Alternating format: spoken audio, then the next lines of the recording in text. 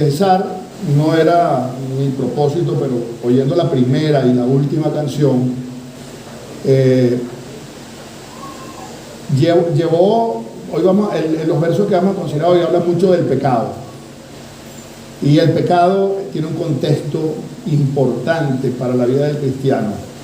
Y hay algunas cosas que para poderse entender durante la prédica las voy a explicar. Entonces pensé, en la primera y en la última canción me convencieron de que podía hacer toda esa explicación brevemente, continua, para tener un escenario sobre lo que la prédica dice. Dios, la Biblia es toda una historia, la historia de la redención. El hombre, cuando cae en el pecado, queda impedido para poder cumplir la ley. Y la única forma como nos podemos presentar ante Dios es cumpliendo la ley, recibiendo la justicia de Dios. Es la única forma como nos declara justo. La historia narra desde Génesis hasta Apocalipsis, solamente los primeros dos y los últimos dos capítulos no hablan de pecado. ¿Cuál es ese proceso de restauración? Y esa historia Dios la muestra en su palabra a través de relaciones con personas que Él escoge, y se describen tres reinos. La explicación toca el primer reino, que es el de la creación, y el último reino, que es el de Cristo, que está en proceso. Las mejores cosas todavía no se han consumado. Entonces son el reino de creación, el de Israel, que ya todos más o menos conocemos la historia del Nuevo Testamento, y el reino de Cristo. Cuando cada reino tiene una relación de pacto que emana del amor de Dios por nosotros, sus pecadores. Él, que nos ama tanto, busca la mejor forma de conectarse con nosotros y dar su revelación, y lo hace en reino. Y cada reino tiene un rey, tiene reglamento, tiene pactos. Eso ustedes lo han oído mucho. Dios es un Dios de pacto, porque cada uno de esos reinos Dios establece un pacto en la creación, en el reino de Israel y en el reino de Cristo. Con Adán, cuando partió el reino de la creación, Adán tenía un pacto con Dios. Él tenía que cumplir. Había promesa de bendición, de vida eterna, o de maldición si Adán obedecía. Eso era lo que tenía que hacer Adán. Y Dios le iba a dar todo lo que le prometió en Génesis. Adán, estando facultado, porque su alma no tenía pecado, falló cuando la serpiente le propuso que comiera el árbol prohibido. Toma y come. Lo hizo, pecó, y en ese momento fue muerto espiritualmente y perdió la capacidad de poder cumplir el pacto para Dios. De ahí en adelante, todo lo que nacimos de Él, ya no podemos cumplir ese pacto. Dios, que nos sigue amando, hace un nuevo pacto, que es el pacto de obras. Porque las tres personas de Dios, Padre, Hijo y Espíritu Santo, en la eternidad, ellos hicieron entre ellas un pacto que es único, que es el de la redención, para que nosotros podamos ser redimidos. Y el que ejecuta ese pacto es Cristo, en el último de los reinos, que es el reino de Cristo, cuyo rey es Él, con reglamento, pero con acuerdos con nosotros. Nosotros no tenemos que hacer nada, afortunadamente, solamente recibir por gracia. Pero Cristo con Dios sí hizo otro pacto de obras como el de Adán, y pasó por lo mismo que pasó Adán, cumplió, y gracias a ese cumplimiento y a su obra en la cruz, nosotros recibimos su justicia, y además Él recibe nuestro juicio de pecado. Entonces, la realidad del cristiano, en esta última parte de la historia de la redención, se ha cumplido el 75-80%, falta poco, es que nosotros, a pesar de ser pecadores y de seguir siendo pecadores, somos vistos por Dios como justos, porque la justicia de su Hijo nos la adjudicó a nosotros, y nuestra culpa de pecado, no nuestro pecado, la culpa de nuestro pecado cayó sobre Él. Mientras Cristo cumple la parte final de su reino, nosotros vamos a ir siendo santificados, vamos a ir lavando progresivamente, para que cuando al final termine la salvación completa y Él vuelva, ya nosotros estamos aptos para cumplir la ley y para vivir con Dios. Eso es parte de lo que vamos a tratar hoy. Estamos hablando del Evangelio de Juan. Ustedes saben que Jesús subió a la fiesta de los tabernáculos, una de las tres fiestas que había que celebrar, y desde el principio del ministerio de Jesús viene siendo público para todo el mundo, haciendo milagros, haciendo grandes cosas, se ha ido reduciendo porque percibió ya que lo buscaban era solamente por recibir los beneficios de los milagros, y al final quedó solamente una instrucción en parábolas para los suyos, para los discípulos, para sus apóstoles. Cuando él va a cumplir con la fiesta de los tabernáculos como buen judío, ya la confrontación con las autoridades de Jerusalén ha llegado al máximo y ya está prácticamente en un estado de persecución. Los versos que vamos a considerar hoy sucedieron 2 días después de la fiesta de los tabernáculos. Ya Reinaldo y Daniel expusieron los eventos anteriores, donde ya se narra la persecución y la confrontación de Jesús. Leamos la santa y poderosa palabra de Dios. Juan 8, del 21 al 30. Manténgase allí, así yo cite otros versos. Entonces le dijo de nuevo: yo me voy y me buscaréis, y moriréis en vuestro pecado. A donde yo voy, vosotros no podéis ir. Por eso los judíos le decían: ¿acaso se va a suicidar? Puesto que dice: a donde yo voy, vosotros no podéis ir. Y Jesús les decía: vosotros sois de abajo, yo soy de arriba. Vosotros sois de este mundo, yo no soy de este mundo. Por eso dije que moriréis en vuestros pecados, porque si no creéis que yo soy, moriréis en vuestros pecados. Entonces le decía: ¿tú quién eres? Jesús le dijo: ¿qué os he estado diciendo desde el principio? Tengo mucho que decir y jugar de vosotros, pero el que me envió es veraz, y yo, las cosas que oí de él, estas digo al mundo. No comprendieron que les hablaba del Padre, y por eso Jesús dijo: cuando levantéis al Hijo del Hombre, entonces sabréis que yo soy, y que no hago nada por mi cuenta, sino que hago estas cosas como el Padre me enseñó. El que me envió está conmigo, no me ha dejado solo, porque yo siempre hago lo que le agrada. Al hablar estas cosas, muchos creyeron en él.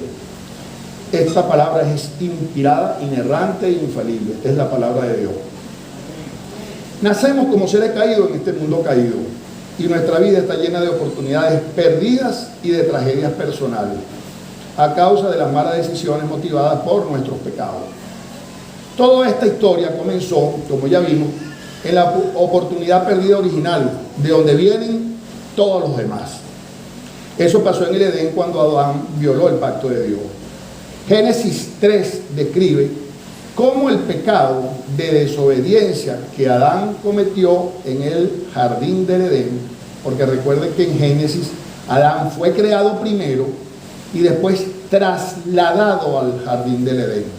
Allí era donde él tenía que demostrar que cumplía el pacto con Dios, pacto de creación, pacto de obra, y si él lo cumplía, se ganaba para él y para su representado, que somos toda su descendencia, el derecho a la vida eterna en ese mismo ambiente. Pero él perdió el privilegio de vivir en comunión con Dios. Por eso Dios expulsó al ser humano del santuario donde se reunían, porque el Edén era un santuario, era el lugar donde Adán y Dios interactuaban. Y puso a los querubines con una espada para bloquear el camino que lleva al árbol de la vida. Moisés y su hermano Aarón, escogidos por Dios, experimentaron las consecuencias de su pecado de desobediencia y desconfianza a Dios cuando golpearon en vez de hablarle a la peña de Meriba para extraer agua, y por eso no entraron a Canaán. Salomón sufrió las consecuencias de su pecado, aunque fue el rey más rico y sabio de Israel. No disfrutó todas las bendiciones que Dios le había dado, porque sus muchas mujeres, tuvo más de 1000 mujeres, le permitieron el corazón y terminó sirviendo a otros dioses, y los últimos años, como él mismo lo describe, fueron de una vida vacía.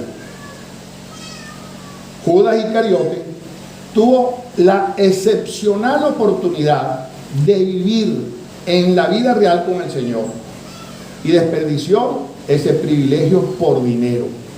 Traicionó a Jesús y está en el infierno para siempre porque no se arrepintió antes de morir. Todos ellos, todas estas personas, son ejemplos de alguien que ve las obras del Señor, oye sus palabras, pero aún así lo rechaza.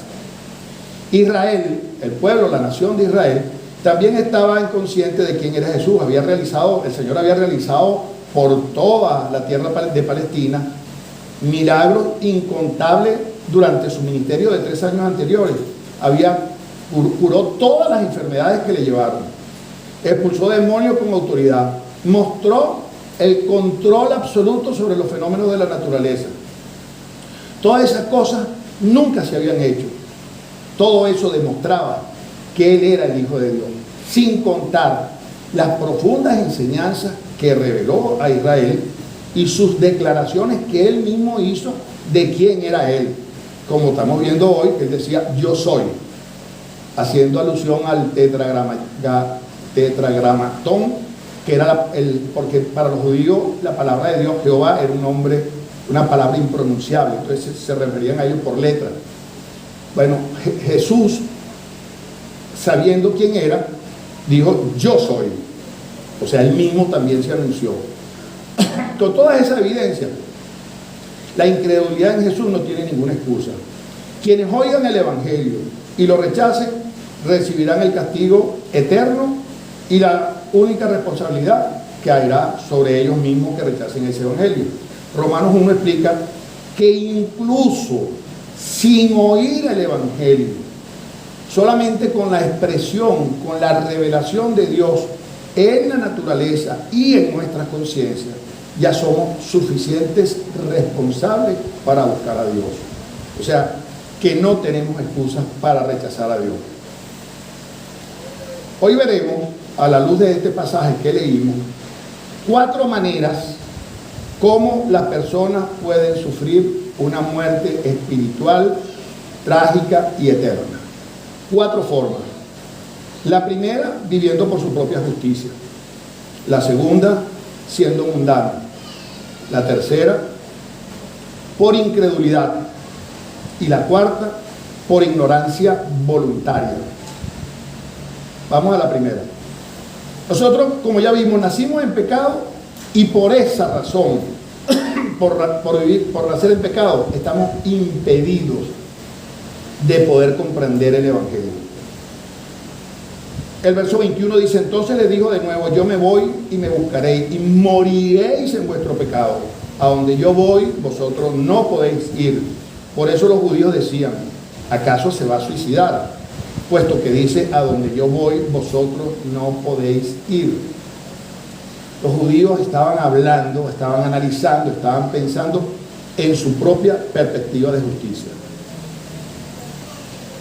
Este encuentro de Jesús fue 2 días después de la fiesta de los tabernáculos, y aquí Jesús lo único que hace en este verso es ratificarle a los judíos, que son las autoridades del pueblo de Israel, les anunciaba la misma trágica sentencia que el Evangelio de Juan al comienzo, en Juan 1:11, les dice, cuando dice, a los suyos vino y los suyos no los recibieron, y por eso van a morir por rechazo en esa condición, y eso los incapacitaba para entender y para seguir a Jesús. Esa advertencia nueva, ahora Jesús le agrega el riesgo de morir en sus pecados, por no tener perdón ni poder tener redención. Toda una culpa, como todo ser humano, cometiendo pecados, se acumulan, y si tú no los redimes, ya tu destino está garantizado. Al nacer incluso, por lo que hizo Adán, ya nosotros tenemos ese pasaje expedito, ya sellado y verificado. El Señor repitió lo que le había dicho a la multitud en la fiesta de los tabernáculos. Hace 3 días que Jesús repite esta frase y dice que para acompañarlo solamente los que crean en Él. Porque la razón que le dice a los judíos, ustedes no pueden ir a donde yo voy porque ustedes no creen en mí. Lo contrario es, si ustedes creen en mí, pueden acompañarme. Algunos de sus enemigos pensaron que primero que iba a predicarle a los judíos de la dispersión, a los que vivían fuera de las tierras de Palestina. Por cierto que los mismos judíos despreciaban a esos griegos. Judíos, ellos le decían griegos, en realidad no eran griegos, eran tan judíos como ellos, solo que no vivían en Jerusalén. Entonces primero pensaron eso. Y resulta que entonces los judíos le agregaron algo más perverso todavía. Decían los judíos, es el verso 22, ¿acaso se matará a sí mismo, que dice que a donde yo voy nosotros no podemos acompañarlo? Y era que los judíos, para el que se suicidara, estaba condenado al infierno. Entonces ellos no solamente no entendían, sino se burlaban e ironizaban a Jesús y decían, no, este dice que no lo vamos a poder acompañar porque lo que se va es a suicidar. Nuestros pecados, al igual que de estos líderes que estamos analizando en los versos, nos separan de Dios, nos ciegan de la realidad espiritual. Primera de capítulo, es lo que escribió Pablo, Primera de Corintios 2:14 dice que el hombre natural no acepta las cosas del Espíritu de Dios porque para él son necedad y no las puede entender, porque son cosas que se disciernen espiritualmente.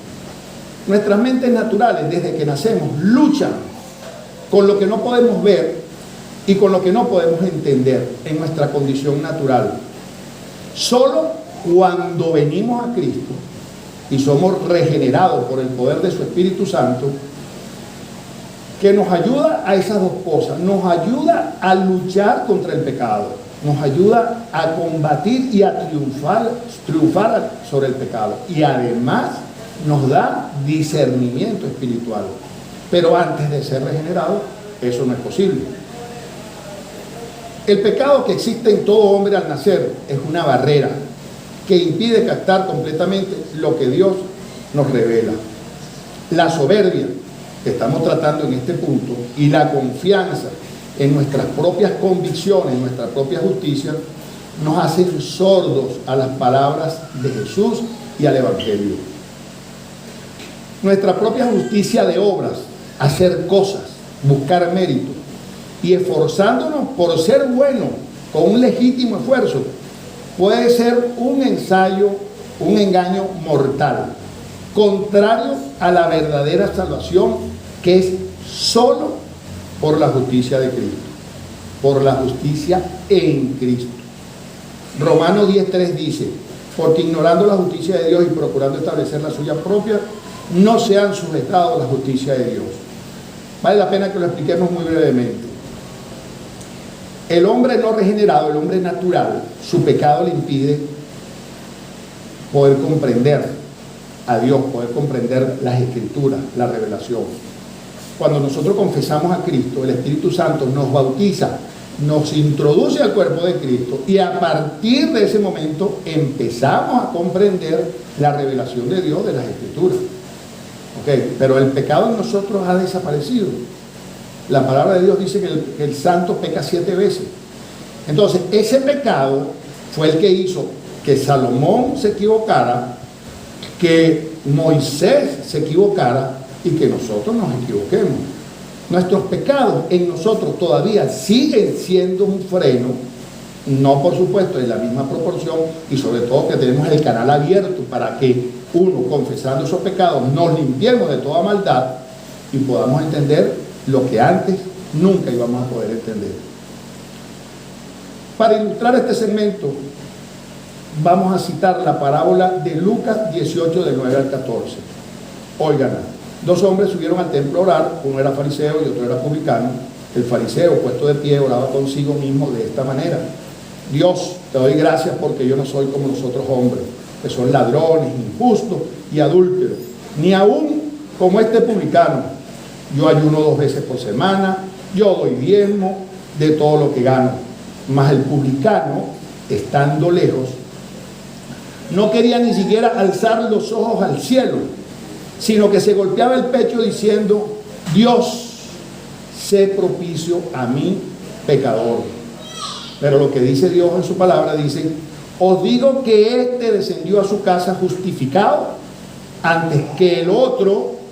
Hablaba del fariseo, porque cualquiera que se enaltece será humillado, y el que se humilla será enaltecido. Esa es la primera de las bienaventuranzas, Eso está en esta parábola, eso está anunciado a través de toda la Biblia.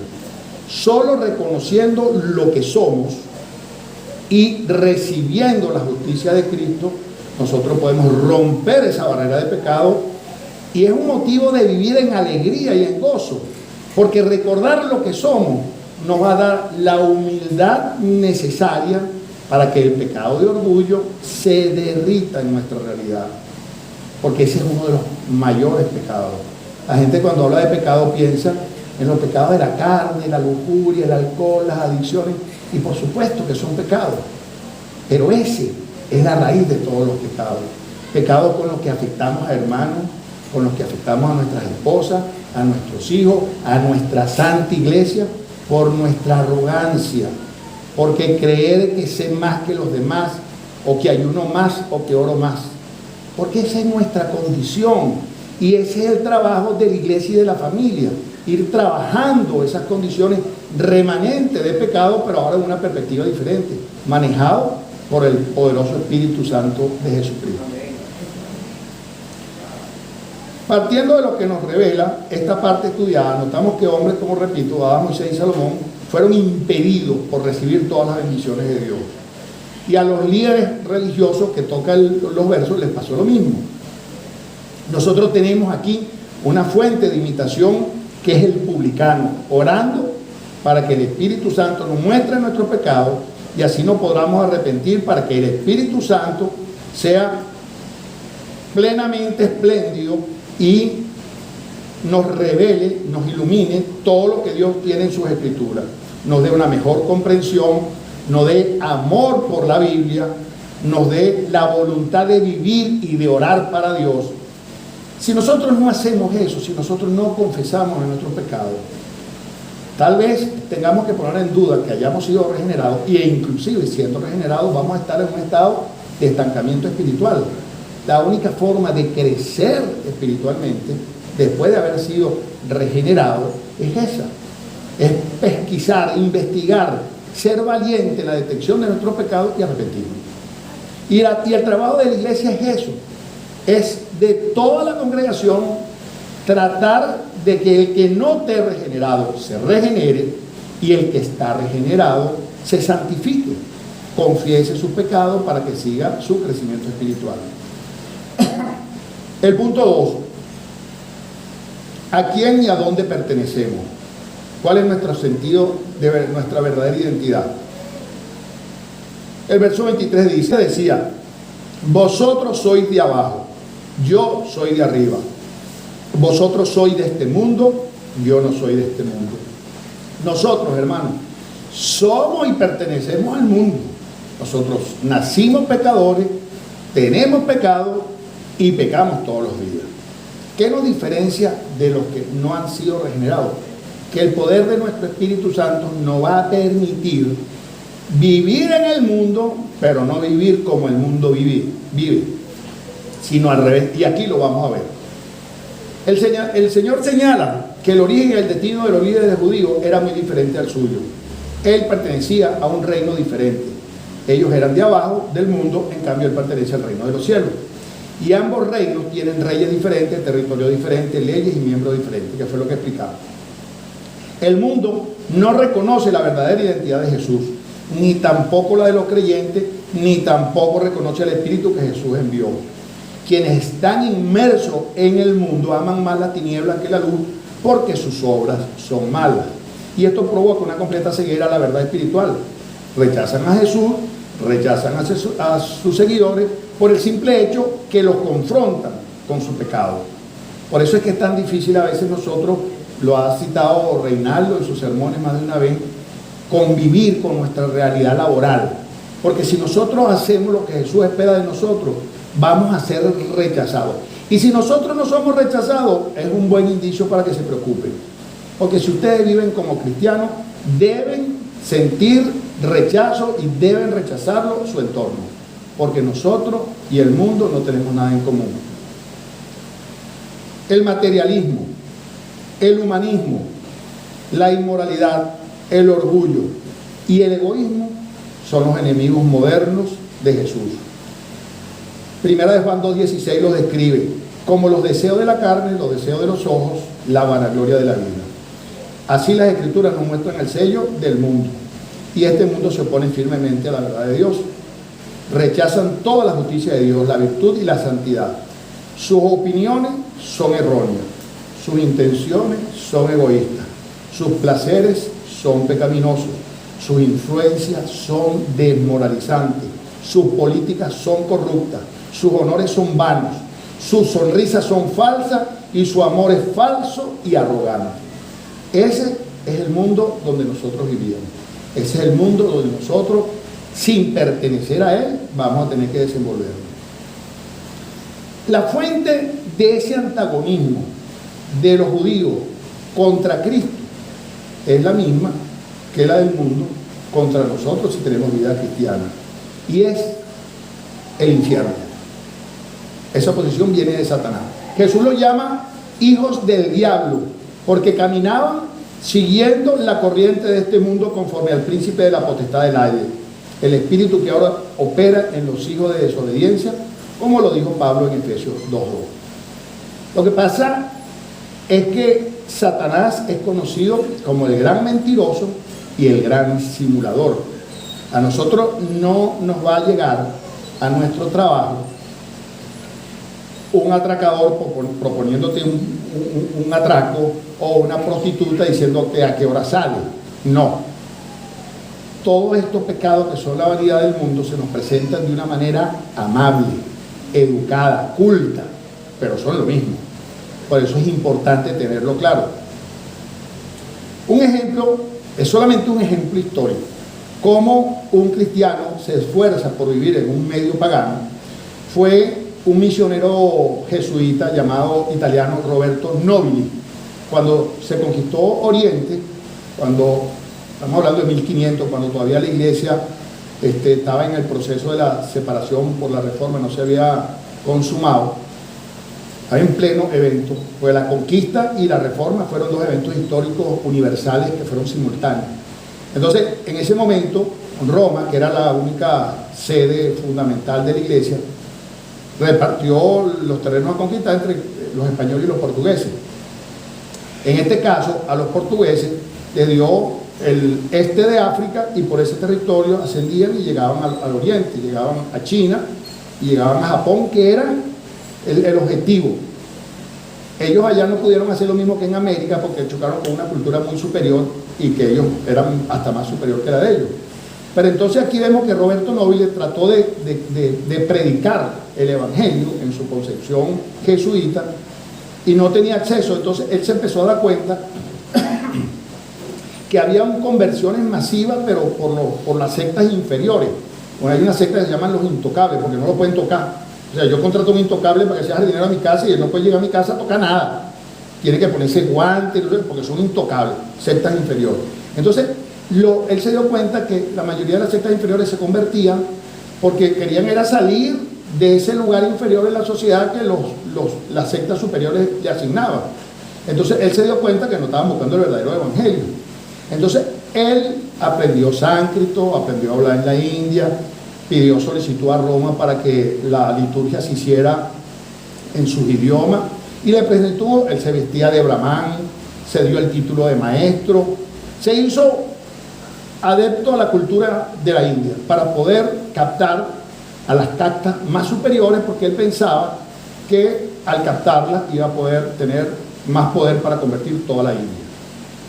Eso tiene objetables desde muchos puntos de vista, pero él se lo narro para que, como una persona consciente de lo que quiere hacer, trata de vivir de una manera diferente a lo que el entorno le ofrece. Cuando revisamos nuestra vida cristiana, aplicando este mensaje, esta parte del mensaje, estamos obligados a reconocer nuestra verdadera identidad. ¿Con qué y con quién estamos identificados? Con mucha facilidad y frecuencia se oyen afirmaciones: yo soy cristiano. Y muchas veces lo afirmamos porque estamos convencidos, estamos las personas convencidas de eso.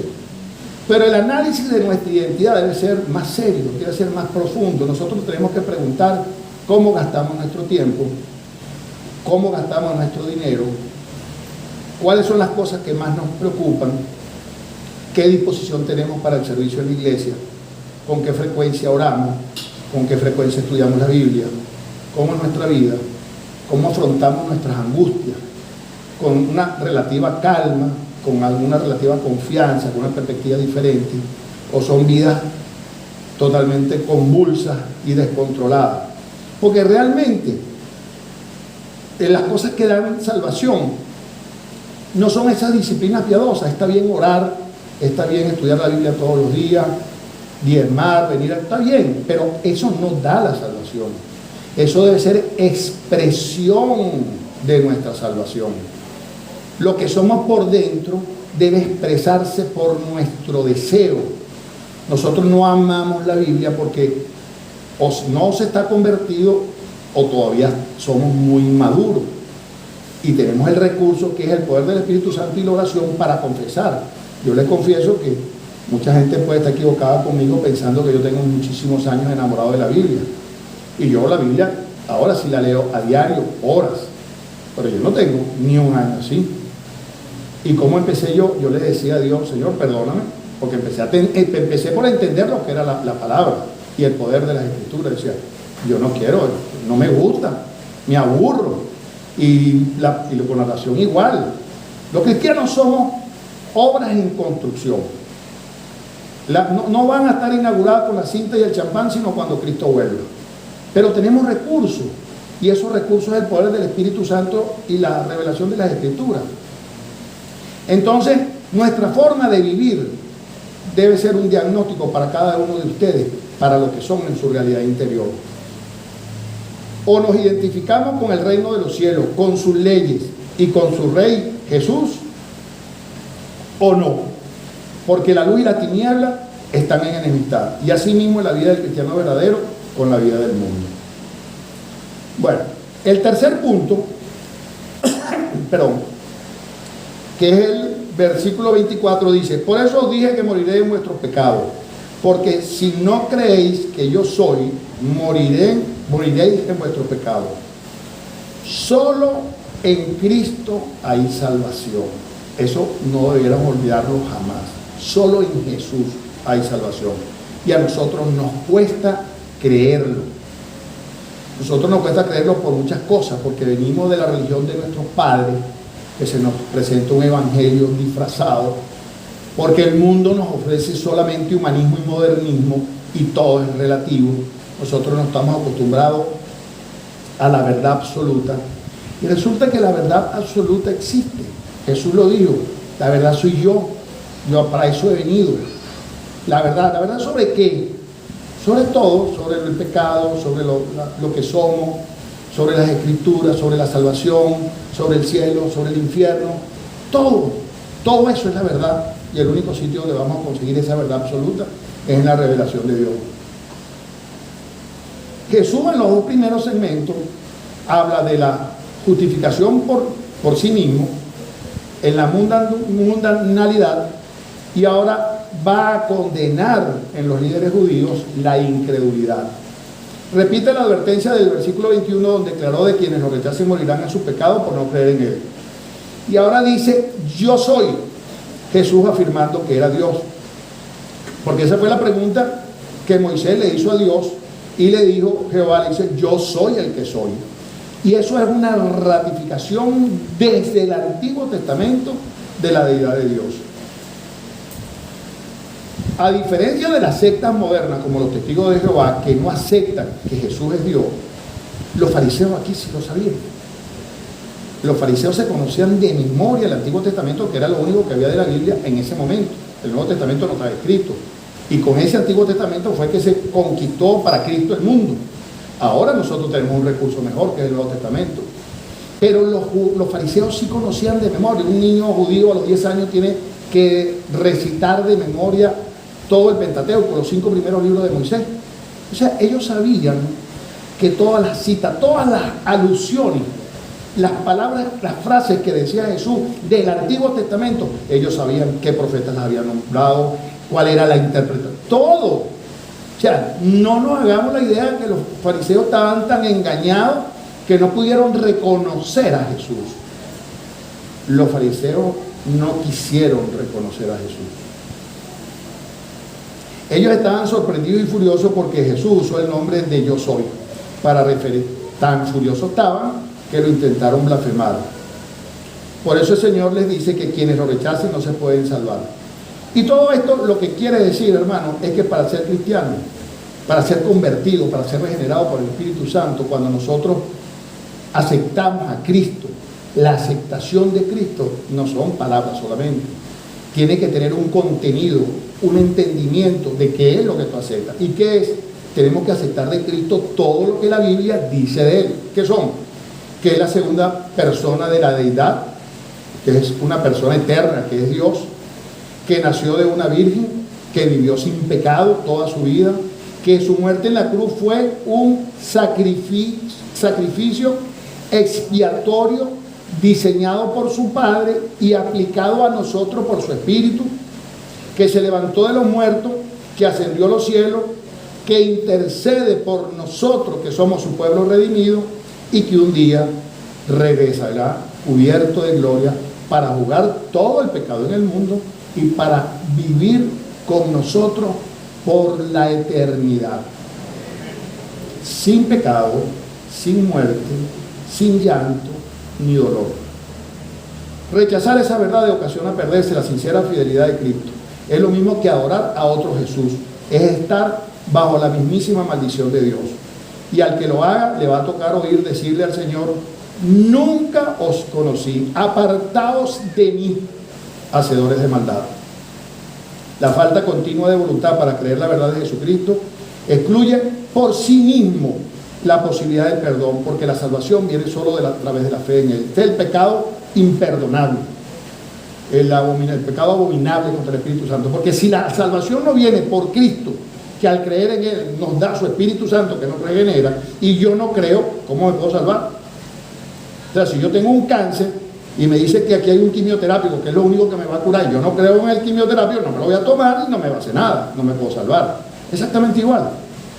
O sea, no es porque se trate de un pecado más grave o no, sino que por naturaleza bloquea, impide el único camino que tenemos para ser restaurados. Quienes sigan en la incredulidad, negándose a aceptar por fe todo lo que Jesús ha hecho, morirán en su pecado para siempre. Sin el conocimiento del Evangelio de Jesucristo, nadie se puede salvar. Por eso los creyentes debemos ir por todo el mundo predicando a Cristo a todas las personas. Gracias a Dios. Un ejemplo de esto, de las dos formas de vivir, gracias a Dios, es la vida de un famoso predicador estadounidense llamado Reuben Archer Torrey. Y eso nos aclara y nos pone en contexto lo que significa vivir con fe en Cristo o morir sin ella. La historia cuenta que Reuben Torrey es conocido como el maestro Torrey. La historia cuenta que desde niño aprendió a leer la Biblia y a orar a diario, y mantuvo esa costumbre a pesar de que no creía. Oraba y estudiaba las Escrituras todos los días. Durante su niñez se consiguió un libro en un depósito de la casa, y en el libro narraba una historia donde él se tuvo que preguntar: ¿será que yo me convierto y soy cristiano? Pero él sintió cuando leyó ese libro que si se convertía en cristiano tenía que ser pastor. Y yo digo, no quiso asumir la pesada carga que nuestro amado Israel tiene sobre sus hombros. Y yo no voy a ser pastor. Y rechazó ese llamado. A los 15 años siguió con su vida, ingresó a la Universidad de Yale, y él nunca mantuvo una vida espiritual verdadera. Se hundía cada vez más en su juventud en el pecado. Y a pesar de que continuaba asistiendo a la iglesia, a reuniones de oración y lecturas bíblicas, él era un incrédulo, ya cansado de las amonestaciones, porque vivía con su padre, todavía era joven, en aquella época se entraba muy joven a la universidad. Cansado de las amonestaciones de la madre, le dijo: no aguanto más, me voy. Y se fue. Cuando se fue a despedir, la mamá le dijo: hijo, cuando llegues al momento de la hora más oscura en tu vida, órale a Dios. Cuando todo te parezca perdido, pídele al Dios de tu madre que te ayude, que Él te va a ayudar. Siguió en esa vida, y ya una noche, obstinado, agobiado, cansado, frustrado, se levantó de la cama y pensó: yo voy a coger esta pistola que tengo aquí y voy a acabar con esta agonía. Pero justo cuando se iba a disparar se acordó de su madre y se arrodilló y le dijo, hizo una oración: Dios de mi madre, si existe, quiero ver la luz. Le dijo a Dios que si le daba alivio, predicaría toda su vida el Evangelio. Se convirtió en el evangelista que fue. Sus giras abarcaron muchos años en Australia, Nueva Zelanda, India, Gran Bretaña, Estados Unidos y Canadá, y convirtió a millones de personas. Así podemos notar que si seguimos a Jesús en la tierra, lo vamos a seguir en el cielo. Pero si no deseamos seguirlo en la tierra, si no creemos lo que las Escrituras hablan de Él, lo que Dios dice de Él, si no lo obedecemos, si no amamos su iglesia, si no lo hacemos nuestro Señor, ¿qué nos hace pensar que nosotros podamos seguirlo a Él en el cielo? Cristo no puede ser nuestro Salvador si no es nuestro Señor. Estos judíos rechazaron a Jesús siendo líderes religiosos. Y siendo líderes religiosos vivían en una oscuridad que llenaba sus mentes y sus obras. Porque la oscuridad permaneció porque ellos rechazaron la luz. Jesús les dio una advertencia seria que para nosotros aplica hoy, el día de hoy. El día de gracia no será por siempre.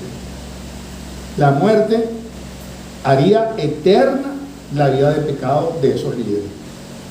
La persona, ya nacemos en pecado. Si nosotros nos convertimos en pecado, moriremos con ellos. Y si morimos con ellos, esos pecados los tendremos que pagar en el infierno. Todos nuestros pecados, absolutamente todos nuestros pecados deben ser tratados. Pero si luchamos contra ellos, mientras estemos vivos de este lado de la muerte, confiando, ¿cómo luchar? Confiando quién es Jesús y lo que hizo por salvarnos. Así nosotros vamos a evitar condenarnos y morir en pecado. El último punto, el cuarto, es: la verdad de Dios nos hace libre eternamente. Entonces le decía: ¿tú quién eres? Jesús les dijo: ¿qué os he estado diciendo desde el principio? Tengo mucho que decir y jugar de vosotros, pero el que me envió es veraz. Y yo, las cosas que oí de él, estas os digo al mundo. No comprendieron que les hablaba del Padre. Por eso Jesús les dijo: cuando levantéis al Hijo del Hombre, entonces sabréis que yo soy, y que no hago nada por mi cuenta, sino que hablo estas cosas como el Padre me enseñó. Y el que me envió está conmigo. No me ha dejado solo, porque yo siempre hago lo que le agrada. Y al hablar estas cosas, muchos creyeron en él. No se puede ignorar a Jesús sino voluntariamente. Y eso fue lo que hicieron los líderes judíos. Los judíos estaban cultivos en su terca ignorancia. ¿Tú quién eres?, ellos le preguntan. Pero la pregunta incrédula de los judíos era sorprendente si vemos todo lo que ya Jesús había hecho. Y en realidad el tono de la pregunta no era ¿tú quién eres?, es ¿tú quién te crees que eres para decirnos a nosotros que nosotros no podemos seguir? Eso reflejaba su terca ignorancia. Ellos tenían suficiente evidencia de quién era Jesús. Por eso el rechazo fue un rechazo con pleno conocimiento de causa. Jesús le dice que él tenía muchas cosas que juzgar. ¿Y a qué se refiere? Lo que ustedes están haciendo de rechazar a mí no tiene justificación. O sea, ustedes me pueden rechazar, pero ustedes no están exonerados porque ustedes saben quién yo soy. Eso es lo que él está diciendo cuando le dice: tengo muchas cosas que decir. Y Jesús no solamente que les dice eso, sino que cuando recalca su asociación con el Padre, dice: quien te está haciendo ese juicio no soy yo, sino mi Padre. Cuando me rechaces a mí, a Dios es que estás rechazando. A nosotros aplica lo mismo. El que conoce el Evangelio no tiene ninguna justificación. Jesús es Dios, es parte de las tres personas, es Dios mismo. Rechazar el Evangelio de Cristo, rechazar a Jesús, es rechazar a Dios. Jesús le dice: cuando hayáis levantado al Hijo del Hombre, se está refiriendo a su crucifixión, entonces conoceréis que yo soy, y que no hago nada por mí mismo, sino que según me enseñó el Padre, así hablo. La realidad de quién era Dios iba a llegar el momento en que ya iba a ser imposible negar. Cuando él habla del levantamiento, Jesús habla no es de exaltarlo, no es de reconocer quién es de levantarlo del suelo a la cruz, es crucificarlo, porque la crucifixión es la mayor expresión de amor del Padre hacia nosotros, porque a nosotros se nos olvida, nosotros siempre pensamos en Jesús, pero es que pasamos por alto que es su Hijo unigénito, su Hijo amado. El que tenga hijo aquí y que se haya enfermado, y se le haya enfermado gravemente, y ojalá que no haya ninguno porque haya perdido un hijo, podrá saber cuánto se ama un hijo. Cuando nosotros veamos el sacrificio de Jesús hay que agradecérselo, por supuesto, porque él da otro componente, él obedece al Padre, pero a él y yo cometí el error durante muchos años en minimizar el sufrimiento físico de la crucifixión, viendo como lo más importante cargar en un hombre tan santo y puro como Jesús lo que significaba ser violador, asesino, ladrón, borracho, todos los pecados de los hombres. No, las dos cosas son extremadamente duras, muy duras. Ser abofeteado, escupido, jalado de la barba, dejado desnudo en aquella época. Yo estoy seguro que cualquier muchacho ahorita que lo dejen desnudo, si tiene un cuerpo bello, diga, no, qué fino, me están viendo. Estamos hablando de la cultura hebrea, donde correr era un insulto.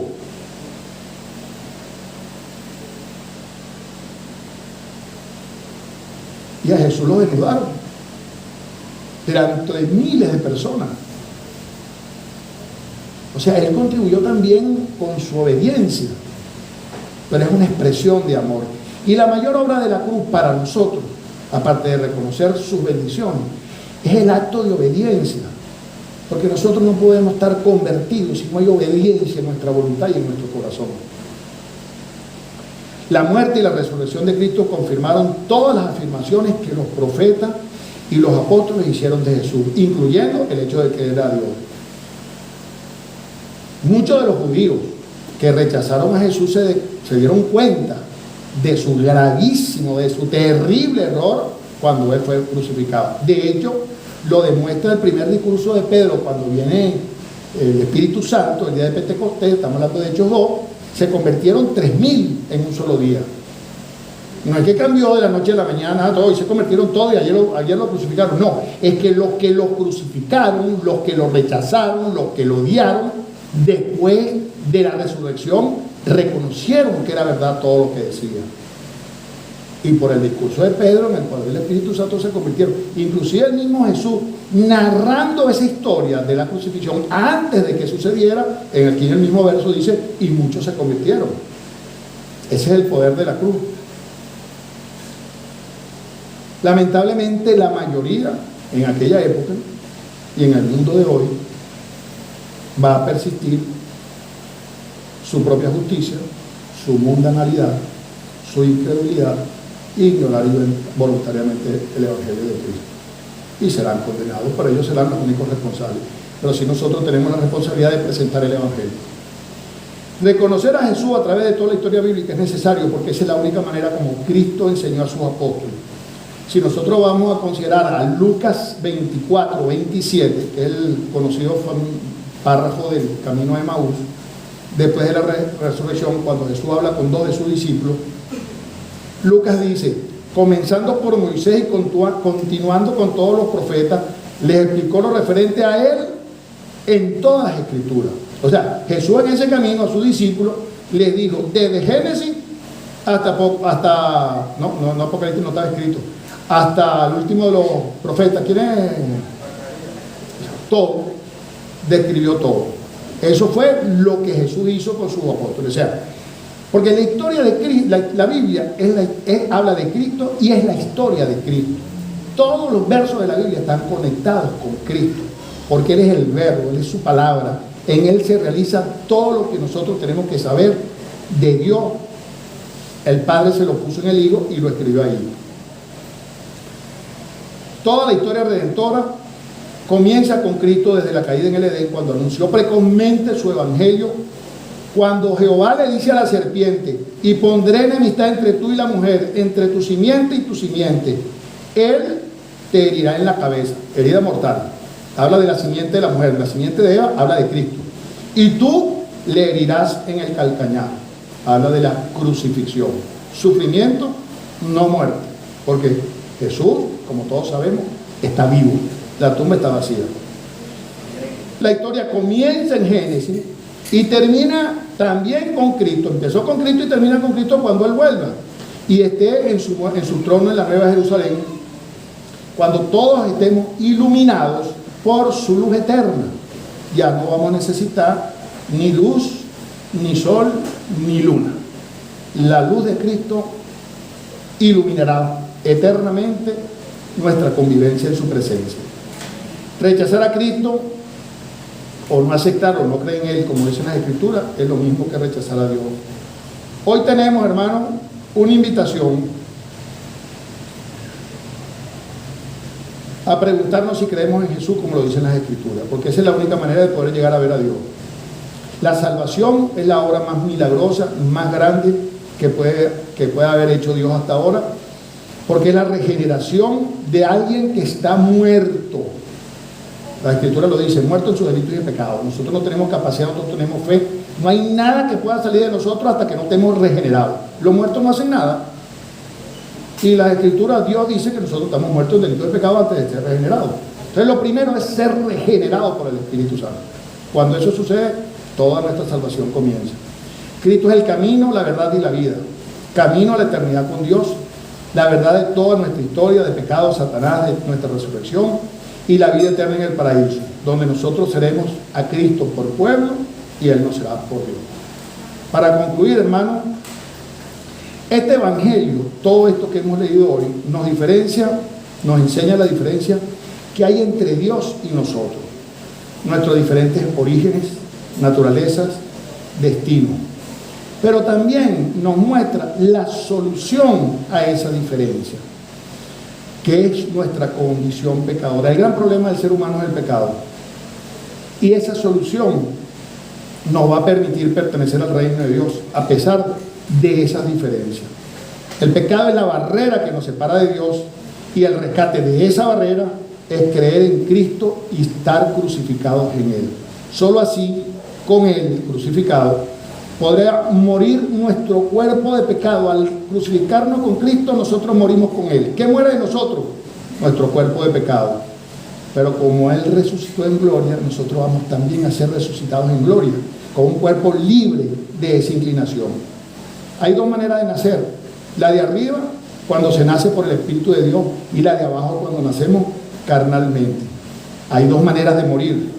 El pecador muere en su pecado, pero el creyente muere en el Señor. La fe en Cristo hace la diferencia. Para unirnos a Cristo tenemos que estar dispuestos no solo a renunciar al pecado, y esto es importante, que esta parte que vamos a terminar para que la entiendan, sino también tenemos que estar dispuestos a morir a nuestra forma de ver las cosas. Para nacer de nuevo del Espíritu tenemos que soltar lo que somos para poder agarrar lo que seremos en adelante.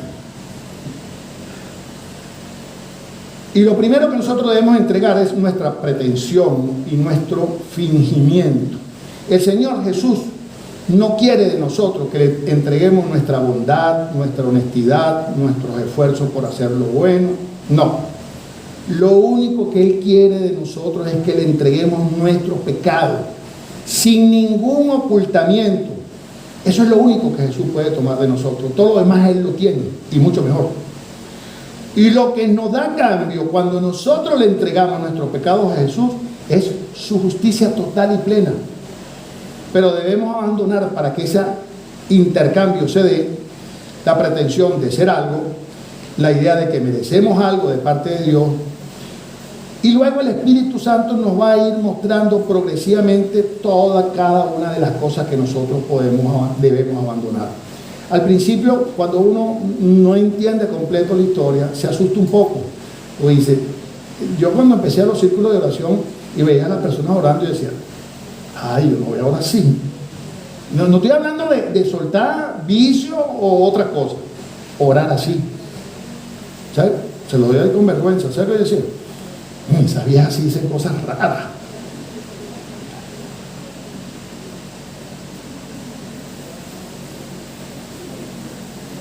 Ahora lloro por no orar con fe, por no orar con fe suficiente.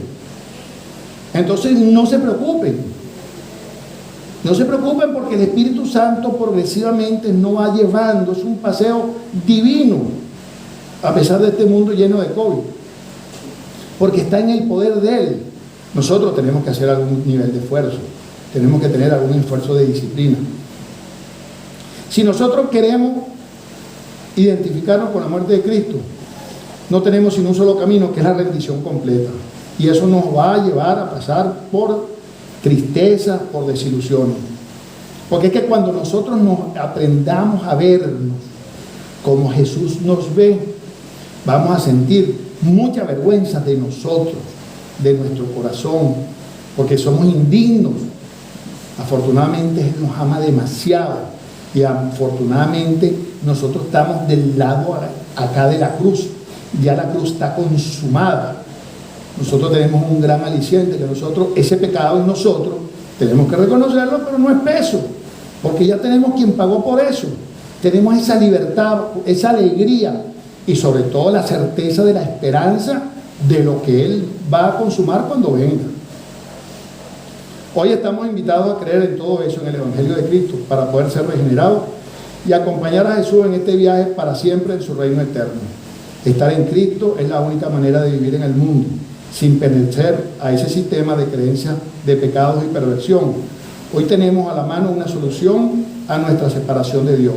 Hoy es el tiempo perfecto de la gracia, si queremos seguir el camino que Jesús nos mostró en su muerte, en su resurrección y en su ascensión. Gracias. Vamos a darle gracias ahí donde están ustedes. Gracias, Señor. Gracias por tu palabra, gracias por el poder de tus escrituras. Gracias por Jesús, Señor, y gracias por amarnos como tú nos has amado. Permite que cada uno de estos pasos nos libere a nosotros de aprehensión, de duda, de miedo, y nos podamos entregar con libertad y tranquilidad a lo que es tu propósito en la vida de nosotros. Te lo pedimos en nombre de tu Hijo Jesús. Amén.